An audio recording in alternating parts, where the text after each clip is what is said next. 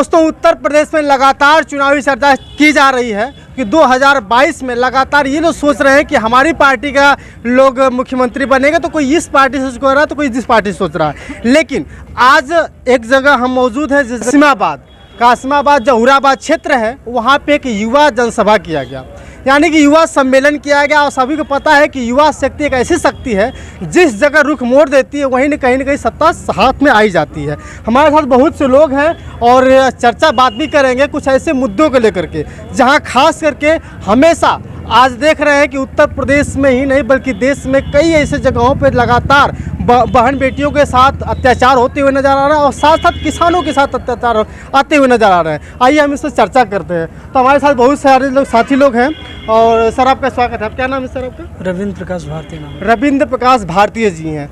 और आप कहाँ से हैं? मैं मूलतः सुल्तानपुर से रहने वाला। बीएचयू में मैं बीएचयू बहुजन इकाई का अध्यक्ष रहा हूँ। अच्छा। और बहुजन समाज पार्टी के लिए बतौर कार्यकर्ता लंबे समय से काम कर रहा हूँ। अच्छा, बहुजन समाज पार्टी के लिए बतौर काम कर रहे हैं। सर, आज की जनसभा जो हुई है, जो सम्मेलन किया गया है, ये युवाओं के लिए किया गया।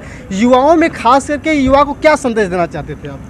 युवाओं के लिए एक बेहद ही स्पष्ट संदेश है कि मौजूदा जो बीजेपी की गवर्नमेंट है उसने युवाओं के रोजगार को समाप्त कर दिया है। लगातार सरकारी नौकरियां समाप्त कर रही है। जो प्राइवेट में भी जो अर्थव्यवस्था है लगातार नीचे जा रही है, तो आपको प्राइवेट में भी रोजगार नहीं मिलने वाला है। खासकर इस देश में जो गरीब है, वंचित है, शोषित है, सरजस समाज से आने वाला जो लोग हैं, उनको इस देश और प्रदेश में जो भाजपा सरकार है उसकी वजह से रोजगार नहीं मिलने वाला है। तो युवाओं के लिए बहुत बड़ी चुनौती है। ऐसे में जो उत्तर प्रदेश का युवा है, खास करके वो बहन कुमारी मायावती जी बहुजन समाज पार्टी की तरफ देख रहा है। वो इसलिए क्योंकि जब बहुजन समाज पार्टी का शासनकाल था तो सबसे ज़्यादा नौकरियां, लगभग 23 लाख से ज़्यादा नौकरियां, परमानेंट सरकारी नौकरियां बहुजन समाज पार्टी ने अपने शासनकाल में दी। इसके अलावा सरकारी ठेकों में रिजर्वेशन दिया, अन्य बहुत सारी ऐसी योजनाएं, फीस प्रतिपूर्ति की स्कीम, जिसकी वजह से इस देश से आने वाला गरीब, वंचित, शोषित तबका, सर्व समाज का, किसी भी जाति, वर्ग, धर्म, संप्रदाय से आने वाला गरीब जो था, चाहे वो दलित रहा हो, पिछड़ा रहा हो, अल्पसंख्यक रहा हो, सवर्ण समाज से रहा हो, कोई भी रहा हो जिसकी इनकम 2 लाख रुपए से कम थी, उससे आने वाले गरीब बच्चे को फ्री एजुकेशन मिली, पूरी फीस का कंपनसेशन किया गया। और पहली बार उनकी पहली पीढ़ी जो है वो MBA कर पाई, BA जितनी प्रोफेशनल डिग्री है, B.Ed कर पाई, M.Ed कर पाई, B.Tech कर पाई, M.Tech कर पाई, जो प्रोफेशनल डिग्रीज हैं। जहाँ पे पहले गरीब और वंचित समाज से जाने वाले युवाओं को एंट्री नहीं मिल पाती थी। भैया, एंट्री इसलिए नहीं मिल पाती थी क्योंकि इसकी फीस कम से कम लाखों में होती है। तो बहन जी ने वो इतिहास बदल के रख दिया। इस यही वजह है कि आज का जो युवा है वो बहन जी की तरफ बहुत उम्मीद से देख रहा है। वो जानता है कि बहन जी जो कहती हैं वो करती हैं। बहन जी ने कहा इस बार हम आएंगे, यूपी की तस्वीर और तकदीर दोनों इस तरीके से बदलेंगे कि उत्तर प्रदेश का बच्चा बच्चा कहेगा विकास होना चाहिए, इस तरीके से होना चाहिए, इतना रोजगार उत्पन्न होगा। यही वजह है कि इस बार उत्तर प्रदेश का युवा संकल्पित है कि बहुजन समाज पार्टी की सरकार बनाएगा और बहन जी को मुख्यमंत्री। चलिए, उत्तर प्रदेश से बहन जी की सरकार यानी कि बहुजन समाज पार्टी की सरकार बनाने की जिस तरह से आप बात कर रहे हैं, मैं ग्राउंड पर निकला और ग्राउंड से लोगों से बात करने के दौरान पता चला कि बहुजन समाज, कुछ लोग कह रहे हैं कि बहुजन समाज पार्टी विलुप्त होती नजर आ रही है क्योंकि ये इनके कार्यकर्ता ग्राउंड पर काम नहीं करते हैं। तो इसके माध्यम से आप क्या कहना चाहेंगे? देखिए, ऐसा है कि जिनको धारणाएं और खबरें प्रिंट मीडिया के माध्यम से बनानी होती हैं, मेन स्ट्रीम मीडिया के माध्यम से बनानी होती है, उनकी धारणा इसी के आधार पर बनती है। जब आप कभी भी झोपड़ी छप्पर में जाइए, बहुजन समाज पार्टी का वोटर गरीब है, वंचित है, शोषित है, सभी जाति धर्म से आने वाला जो गरीब, शोषित, वंचित है, मुख्यतः वो बहुजन समाज पार्टी का वोटर है। वो कभी भी आदत रही है, कभी भी वो चिल्ला के नहीं कहता हम बहुजन समाज पार्टी को वोट देंगे। यही वजह है कि जो अर्जी फर्जी सर्वे जारी होते हैं उसमें कभी भी पता नहीं चलता कि बहुजन समाज पार्टी कहाँ पर है। लेकिन इतिहास उठा के देख लीजिए, कितनी भी बुरी से बुरी स्थितियां हो, बहुजन समाज पार्टी का वोटर बहुजन समाज पार्टी के साथ प्रतिबद्ध रूप से बना हुआ है। आज भी बहुजन समाज पार्टी तीसरी सबसे बड़ी राष्ट्रीय पार्टी है उत्तर प्रदेश में। बहन जी कहती हैं कि अगर किसी को सीखना है तो खासकर वो अन्य समाज के लोगों के लिए कहती हैं कि उत्तर प्रदेश के लोगों को, उत्तर प्रदेश के दलित समाज से प्रेरणा लेनी चाहिए कि किस तरीके से वो बहुजन समाज पार्टी के साथ चट्टान की तरह खड़ा हुआ है,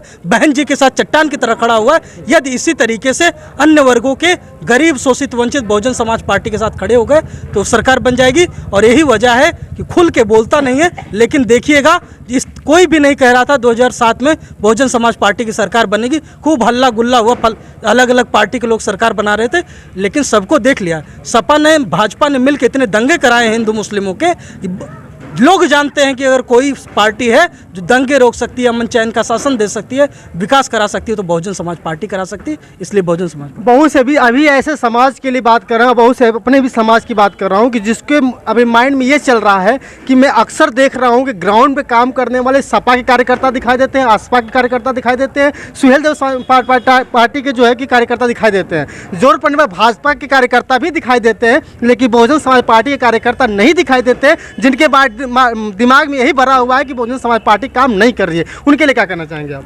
देखिए, ऐसा है, अभी हमारे माननीय विशिष्ट अतिथि सेक्टर प्रभारी बुझारत राजभर साहब ने कहा भी था कि बहुजन समाज पार्टी बहुत शांति से काम करती है, हो हल्ला नहीं करती है। और बहुजन समाज पार्टी का कार्यकर्ता अपने जो वोटर हैं, जो अपनी जनता है, उनके साथ बहुत ही कनेक्टेड है। हमारा माननीय सतीश चंद्र मिश्रा जो राष्ट्रीय महासचिव बहुजन समाज पार्टी के, उन्होंने स्पष्ट कहा है कि हमारा समझौता जो है, हमारा गठबंधन जो है, वो उत्तर प्रदेश की जनता के साथ है। और ऐसा गठबंधन है कि हम शोर नहीं मचाने वाले हैं। कार्यकर्ता हमारे कोई झंडा बैनर लगा के नहीं जा रहे हैं जनता के पास। हमारी अगर ताकत देखनी है, 9 अक्टूबर में लखनऊ में बहुजन समाज पार्टी की कार्यकर्ताओं की और जनता की ताकत देखिए। बहुजन समाज पार्टी के मंडल प्रभारी, सेक्टर प्रभारी हमारे साथ मौजूद हैं। सर, आपसे हम जानना चाहते हैं कि आज अभी कुछ दिनों पहले एक घटना घटी है लखीमपुर खीरी में, जहां किसानों की बात हमेशा की जा रही थी, लगातार किसान धरना दे रहे थे। इस पर कुछ ऐसा हुआ है कि एक दंगा हो गया है, जिसमें बहुत बड़ी घटना घटी है। लगातार जो है कि जो भाजपा सरकार है 45 लाख रुपए और एक को नौकरी देने की बात कर रही है, लेकिन आज और बहुत से ऐसे युवा हैं, बहुत से ऐसे किसान हैं जो आज भी परेशान हैं, तो उनके लिए क्या कहना चाहेंगे आप? हमारे बहुजन समाज पार्टी की राष्ट्रीय अध्यक्ष, हम लोग की नेता बहन कुमारी मायावती जी ने इस पर फैसला लिया है। बहन जी ने जाने की भी तैयारी की थी और उस किसान की पहले अब 2007 में देखे हैं, बहन जी की सरकार में किसान को कभी धरना प्रदर्शन करने का मौका नहीं बहन जी ने दिया।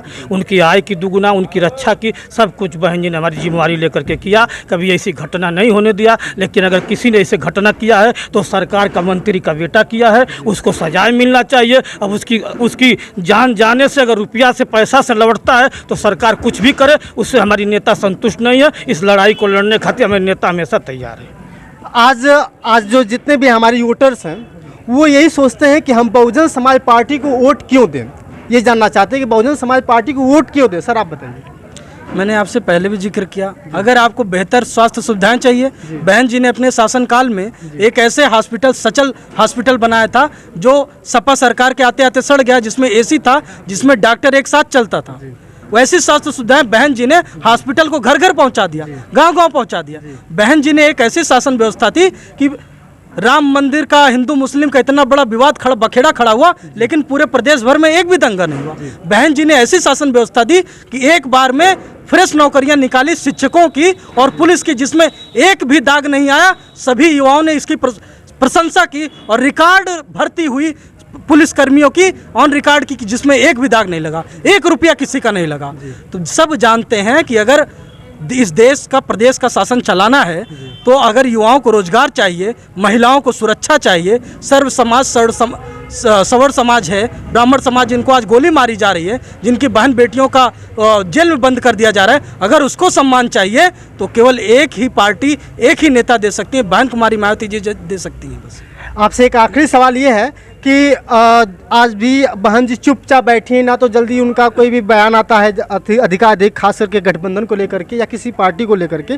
तो सर ये बताइए, क्या आपकी पार्टी बहुजन समाज पार्टी क्या किसी से गठबंधन करने की तैयारी में है या नहीं?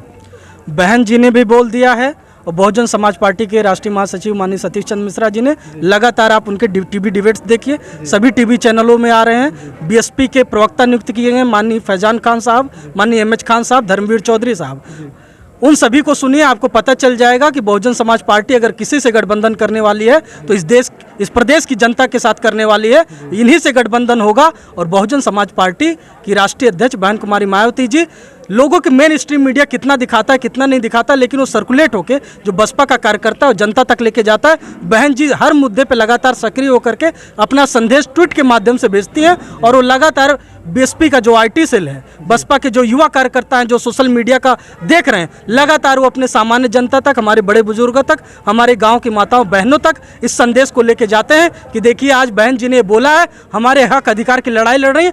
बीएसपी अनुशासन कानून व्यवस्था को मानने वाली पार्टी है। चलिए बहुत बहुत धन्यवाद सर। हमारे साथ मौजूद हैं एक बहुत ही अच्छे लीडर जो आज युवाओं के बीच में जा करके एक अपनी अलग पहचान बनाई है, जिनका नाम है माननीय आलोक सागर जी। आलोक सागर सर से आपसे निवेदन ये जानना चाहते हैं कि आज जो युवा जनसभा हुई थी, युवा सम्मेलन हुआ था, इसमें आज बहुजन समाज पार्टी के कार्यकर्ता आए और सम्मिलित भी हुए, अच्छी अच्छी बातें ये बताएं। सर आप ये बताइए कि आज बहुजन समाज पार्टी को लेकर के युवाओं में किस प्रकार का संदेश जाएगा? बहन जी का तो पहले से ही आदेश है और दिशा निर्देश है पार्टी के पूरे लोगों को, तो सारे पदाधिकारियों को कि पार्टी में 50% युवाओं की भागीदारी दी जाए और इस जौहराबाद और गाजीपुर का ही नहीं बल्कि पूरे पूर्वांचल उत्तर प्रदेश का नौजवान बहुजन समाज पार्टी से जुड़कर और बहुजन समाज की नीतियों में आस्था विश्वास रखते हुए आगे काम करेगा और बहुत मजबूती से काम करेगा और 2022 में बहन जी का 5वीं बार सरकार बनाने के लिए प्रतिबद्ध होगा। चलिए हमारे साथ आखिरी व्यक्ति जो इसके आयोजक है, जो युवा जो सम्मेलन हुआ था उनका आयोजन किया था, हमारे साथ है इंजीनियर नितेश कुमार जी। इनसे जानना चाहते हैं सर कि आपको युवा जो सम्मेलन करने का निर्णय किसने दिया और क्यों आपने युवा सम्मेलन कराने का काम किया है? हमको पार्टी के वरिष्ठ कार्यकर्ताओं और अपने पार्टी के नेताओं के द्वारा आदेश हुआ और हम सब नौजवान सोच रहे थे कि देखिए जब तक वाद संवाद नहीं होता है लोग आपस में दूरियां बढ़ती जाती हैं। तो हम नौजवान अलग अलग जगहों से अलग अलग क्षेत्र से आए हुए हैं, तो हम लोग सोचे कि अगर एक मंच पे एक जगह के वाद संवाद हो, अपने बड़े बुजुर्ग गार्जियनों का जो हमारे मुख्य कोऑर्डिनेटर साहब मुख्य अतिथि जी हमारे हैं, इन लोगों के विचारों को सुना जाए तो एक ज़रूर अब युवाओं में जो कार्य करने की जो तरीका है, दिशा है, निर्देश है, उसको तय हो कि कैसे कार्य करना है, क्या कार्य करना है। इसलिए हम युवाओं में जोश और जुनून के साथ साथ सही दिशा बताने के लिए कार्यक्रम का आयोजन किया गया था। बहुत बहुत धन्यवाद। तो दोस्तों आपने वीडियो देखा कि आज जो जनसभा हुई है, जो सम्मेलन हुआ है, युवाओं के प्रति हुआ है कि अगर युवा किसी भी कार्य को करने के लिए अगर एकजुट हो जाते हैं तो कहीं न कहीं वो कार्य बहुत आसानी से सफल हो जाएगा। तो दोस्तों वीडियो कैसे लगी है कमेंट करके बताइएगा। तो आप देख रहे थे सत्या एक्सप्रेस, मैं सत्यानंद स्वामी, शुक्रिया।